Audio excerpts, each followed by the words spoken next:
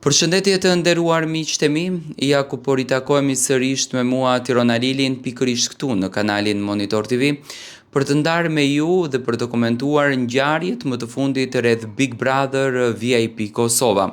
Nata e mbrëmshme ka qenë një natë e cila në fakt na ka tronditur të gjithëve pas një lajmi që morëm.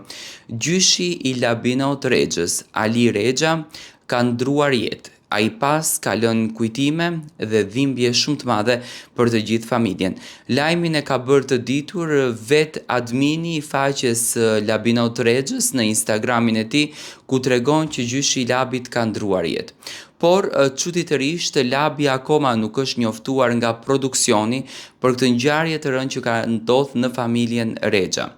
Para se me gjykuar produksioni në fakt, do me thënë ndoshta është ky vetë një vendim i familjes Rexha, mund të jetë edhe një amanet që gjyshi i Labit mund ta ketë lënë që Labi të vazhdon rrugtimin e tij, të vazhdon ëndrrën e tij dhe të mos t'i tregohet. Do me thënë Labi vazhdon shumë i hareshëm, vazhdon shumë i lumtur brenda asaj shtëpie, edhe pse jashtë do me thënë familja Rexha kalojnë një moment të vështirë, kalojnë një moment të tmerrshëm. Tani nga informacionet që unë kam arritur të siguroj, familja Labinot Rexhës nuk ndodhet në Kosovë, në bashkëshortja dhe djemtë e tij ndodhen në Zvicër.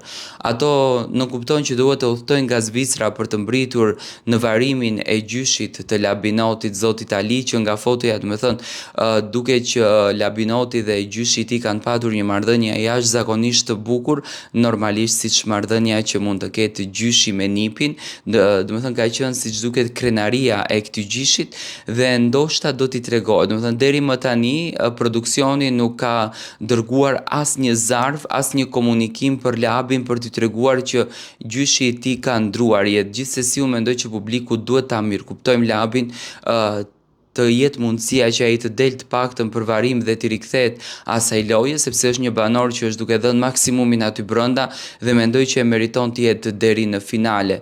Por me patjetër që në varim të gjyshit duhet të jetë, njeriu është mbi gjithçka edhe mbi lojën, por deri më tani domethënë nuk ka një komunikim nga vllau i madh.